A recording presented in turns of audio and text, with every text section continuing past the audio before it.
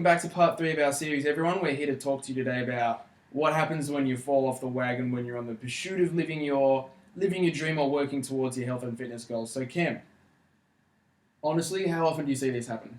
All the time. Every single time. People fall off the wagon, but is it a big deal? Not at all. No, I don't think it is, and I think people think it's a bigger deal than it really is. I don't think it's the worst thing that can happen to you, but I would say it's probably a lesson to learn. People quite commonly will come to us in the gym or if we're coaching them and say, well, you know, I had a bad weekend, I drank too much, I didn't do my exercises, and then they kind of, I don't know if you feel this as well, but they get this feeling like we're going to say, well, that was bad, and you shouldn't do that. But quite often, you know, I don't mind hearing that. If you've made a mistake, my next question will be, well, how did that make you feel? Well, you know, I felt bad on Sunday and I didn't really feel like I'd worked as hard as I should have towards my goals. Sweet. What have we just had, Cam? Someone just learned something. Exactly right. That's amazing. So, is it a failure when you fall off the wagon, or is it a chance for you to learn and grow stronger in your pursuit of your dreams? And again, that probably comes down to the choice that the person's going to make. It can be a mistake if they see it that way. Yes. However, we also have the choice to see it as, okay, how can we fix something up here? There's obviously something that's not lining up. So we need to address where we fell down. So again, think about the choices that I made and whereabouts in that whole play of the event did things unravel.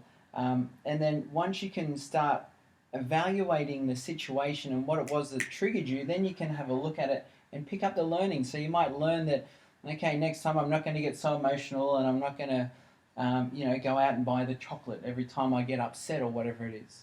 I'll do something else instead. It's only a mistake if you do it over and over and over again. That's when we start to have a problem. For me, I remember when I was trying to lose weight, if I let myself get so hungry that I just felt like I was going insane, the first place I was going to go was Macca's Camp. So I had to teach myself, you know what, I'm just not going to let myself get that hungry anymore. And the cravings for Macca's, they didn't go away, but they got so much easier to handle.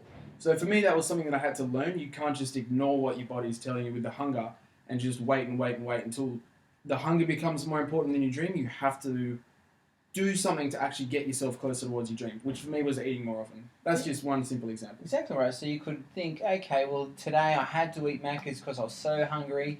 So what am I learning from this situation? Could be that I need to prepare my meals because obviously out there in the real world, it's hard to get decent, organic, fresh food. So, okay, next time, tomorrow or whenever it is, I'm going to plan my meal and take a meal with me.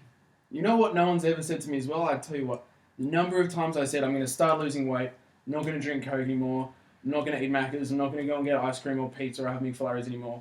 Do you know how many times people say to me these days, hey, remember when you were young and fat and you tried to go and lose weight and then you didn't? How stupid was that? No one ever says that to me more. People just remember the fact that, oh, you know, I used to be fat, now I'm not. And I failed along the way and I had troubles and difficulties, but I've moved past that and now I'm not fat anymore, I think.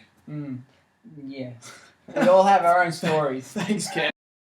So Cam, you've got one more point to share with us. So Stress. One more point is that if you do fall off the wagon, which let's say is just going to happen, you know, we're all human, we're up to making mistakes.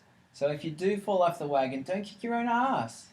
You know, we can be so brutal on ourselves. No one's perfect. I've seen so many people that have a block of chocolate, then the next day they're in the gym and they're kicking their ass for it. You know, they're running an extra 5K or whatever it is. So go easy on yourself. You're learning, and it's like a baby starting to walk. You don't sit there and get angry at it every time it falls. What does it do? It has a bit of a chuckle, gets back up, and it struggles on again. It gets there eventually.